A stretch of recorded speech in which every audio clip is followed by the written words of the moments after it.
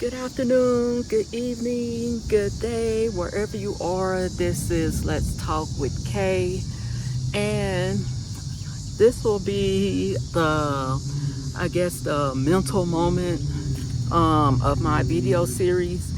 And I guess what I want to talk about, wow, it's like as soon as I started talking, it just got quiet. All you heard was just, I'm not sure what they are, cicadas or something.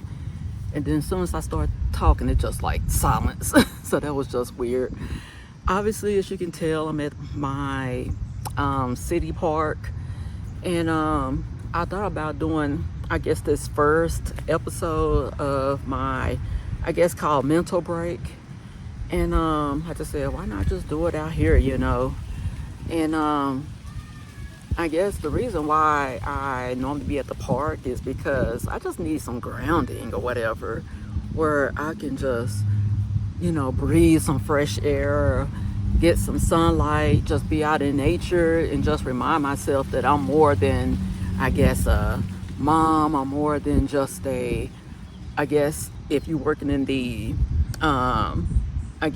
working for somebody as an employee, I'm more than just an employee. Or just more than just my business. If you're a business person, you're just a whole human being. And I just really need to kind of come out here and just be able to think and things like that, as far as being able to ground, because there's a lot of crazy things going on in this world right now. And a lot of times, especially in this day and age where people are just really caught up into social media and pretty much putting all their focus on, what's going on, the latest gossip, why is this person acting this way? And I would say, honestly, what inspired me to make this video, and yes, probably partially is to be in the algorithm since I'm trying to grow this channel, is I would say the latest development of young Pharaoh, because I'm not sure when he started his YouTube channel or anything like that. I wasn't really into the conscious community or whatever back then. I would say around 2010. I was pretty much heading out the military. I used to be in the Army, so I would say I definitely was working, and then basically thinking of an exit strategy out of the Army, which, that was accomplished. And also, just kind of focusing on my kids. I would say when I was in my 30s, in the 2010s, my kids were really young. So I was just like really busy as a single mom, just working, just trying to get my footing in life, getting out of the divorce, all that type of stuff. And I wasn't really focusing on a conscious community, but at the same time, I was focused on what was going on in politics, mainly politics and what's going on around the world and things like that. And I would say focusing on that, and also focusing on other stuff in regards to other people and what's going on with me currently. If I put a lot of my attention on what's going on outside of my world versus what's going on inside my world, it feels like I would say you kind of get stressed. You can feel some hopelessness and things like that, because let's face it, personally, as one person, you can't change the outcome of the politics and things like that. It's just like, okay, what can I do? So going back to young Pharaoh, I really don't know him and things like that. I wasn't watching him. I think I maybe watched maybe one or two videos, or just going back to his videos that he had. And, I wasn't resonating with it at the time. I think I wasn't really ready for my spiritual growth. So I just kind of turned that off for a second. But at the same time, I kind of knew of him, but I think I was late in the game when I found out more about what was going on with him. And then now fast forward to 2026, everybody is like, wow, this person here was this conscious guru, and some people still give him credit for, I guess, opening their eyes to a lot of things, you know. So going from that to just basically just, I guess people will say he's out of character or whatever, you know. He's wearing like nails. I'm like, dude, look at my nails. You know, they basic, but he got his nails, his cat nails and things like that. And then so that was fascinating to me. And then he was on Storm Monroe's channel, and I watched that interview of him during the premiere. And honestly, a lot of what he said, despite, I guess, his appearance, to me, I resonated with it and things like that. He didn't seem like he was under some MK Ultra or whatever, you know. So I guess with all that being said, people will have their thoughts about who he is and all this type of stuff, but at the same time, you only just get a snippet.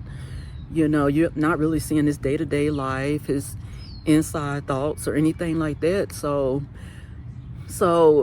I guess what that tells me, or what that told me, was just mind my business, mind my business my mind, and just basically do what I can, as far as, you know, just paying attention to my mental health, my physical health, my overall well-being, and just staying grounded in this world.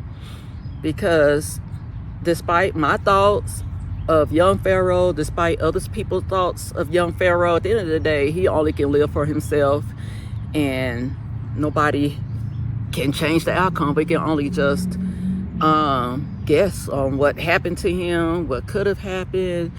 Maybe something didn't happen to him. People have their speculations, but and that goes on with a lot of people. You know, people had their speculations about me, you know, especially coming from a toxic, narcissistic family. I believe that you know, I've been estranged from my family for, I would say probably for years. I mean, we really weren't close, but how can I say this? I felt like they kind of discarded me first, even despite me trying a little bit, you know. But at the same time, I feel like officially I kind of estranged myself from them to get out the mess. And honestly, I can't worry about what other people think about me, but I wouldn't be surprised if they, you know, probably think, oh, she must got some mental illness. Oh, she's gone crazy. Oh, she's this. Oh, she's that. But at the same time, from my perspective, I can't worry about what they think about me, because at the end of the day, I have to know myself. And one of the things that I always had the back of my mind when it came to my spirituality and things like that, and my mental health, but mainly it really inspired triggered my spirituality and growth and my awakening, was a Shakespeare, believe it or not, a Shakespeare quote, "To thy own self be true." And I first heard that quote when I was in the I think it was in high school. I'm not sure if it was 9th grade, 10th grade, or whatever, but I was in high school when I first heard that quote. And mind you, I'm not a huge English student. You know, English is like my least favorite subject. And normally when I'm in English class, I kind of days off or whatever, and just, you know, whenever I have homework, I just kind of understand it, you know, do the assignment and turn it in. But for some reason, that quote always stuck to me: "To thy own self be true." And now, like 30 some years later, maybe, give or take, you know, now I understand more of what that quote was telling me. You know, at the end of the day, I had to be my authentic self. I had to find myself. And I believe at the time I wasn't really myself, you know. I was focused on what other people thought of me, what boxes they were putting me in. And during that time, I wasn't really happy, because I felt like I was working on staying inside the box that folks put me in, whether that was family, friends, my my mom,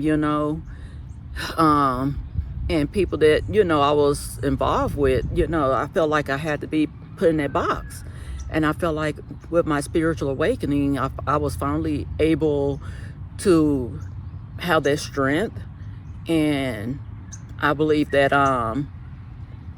not confidence, but mainly that courage, I would say, to like, you know what, I'm gonna be my authentic self, and I'm gonna try my hardest to find out who I really am, And that took therapy, that took just really sitting in silence with myself, a lot of thinking, so on and so forth. And that really helped me to kind of build my confidence in things like, this is who I really am, and I know myself. Now I really can, I guess, put that tattoo on myself and like, to thy own self be true, because I feel like I'm really living that.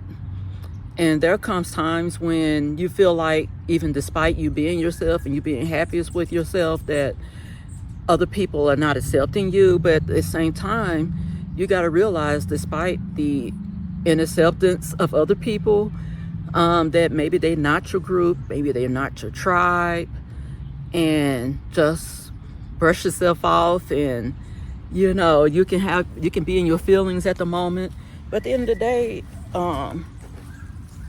you only have to worry about yourself and think about yourself, think about your happiness, because you only have one life to live. And whether people accept who you are now, that's their business. And my thing is, if people don't really accept who you are, then accept you and just build your own tribe. And that's where I feel like I'm at right now in this space. I felt like universe put me aside somewhere, in a sense, and kind of like, okay, you're gonna find out who you really are. You're gonna find out your likes and dislikes. You're gonna really learn your strengths. You're gonna learn your weaknesses. Basically, I had to do the shadow work. I think I was going through the dark night of the soul right after my spiritual awakening, because let's face it, once your eyes are really open, you might think some parts of your life your eyes were open, but once you go, people who went through their spiritual awakening, you know what I'm talking about. When you go through that dark night of the soul, and you just like, man, you just like, I guess, what's the best way to explain it? It's like you're a fish out of water. You just kind of flopping around like, man, I thought this was life, how life really was, and it's really not. So I had to go through that period. And then now, I would say now recently, I'm just like, man, I feel like I'm ready to find my tribe and things like that. And and at one point I thought I did, but honestly I don't think I did find my tribe. So it's like, okay, well, build your own tribe. Even if that tribe have a couple of people that resonate with you, you can hang with them or talk with them, whether it's in person, online, on the phone, text messaging, whatever, and just find that person or them couple of people that next to you build your own tribe. And my thing is, when I think of a tribe, I think I had the wrong thoughts about it. I honestly thought, I mean, it can be, but I'm not saying that I'm right or wrong. I'm gonna put it like this: a tribe don't only have to be, how should I put it? You as one person going to a group or being accepted in a group. Yeah, that can happen, but I don't think that's the only way to build your tribe. In my opinion, I think a tribe can be like, maybe it's a couple of friends, that you have something in common with. It don't have to be like this, quote unquote, these two people are the spiritual tribe. It can be somebody that, hey, you might meet at the park, a couple of times a week or whatever. It can be from your volunteer work. You might find one person or two people, how many that, you volunteer with and you resonate with. And it don't have, you know, it don't have to be like a professional setting. And me personally, I advise people don't find a tribe in a personal setting, not a personal setting, a professional setting. Don't find a tribe in a professional setting, because that can always blow up in your face. You can find your, you know, it's different ways, you know, you can find your tribe, you know. You can either you can find a tribe, like I mentioned, in a group setting that's already a tribe in a sense, a group of people, or you can just have a collection of people that you know, can relate to, resonate, you know, with, have different ideas and things like that. And that's how I feel about it, you know. In this world we live in, and it depends on where you live, it may not always have like a big group in your city, because right now I'm in New Mexico, and I moved here for work a few years back. I'm not in that job right now, you know, and I'm just like, some people, you know, I really didn't, you know, mesh with, even though I thought they were potential friendships or whatever, but they really weren't. So of course we went our separate ways. But I feel like maybe the group of friends or potential friends may not be here, you know, where I'm at. They could be online, or, you know, some people that, you know, may have a group of people that they, you know, hang with as far as online, maybe on YouTube or whatever, and they might have meetups, and you can probably, hey, I might, you know, go to a meetup, or go to where they click up at, come back home, and you probably made a couple of friends that you can talk with back home from that meetup or that get together or whatever from out of town somewhere. You never know. But so all that being said, I feel like it's more of a ramble, but like I said, this is like a mental break. If you relate to what I'm saying, if what I'm saying is resonating with you, subscribe, hit the like on this video, support your girl's channel. If the hype button available, I don't know how that really works, you know, hit the hype button, you know, help me grow.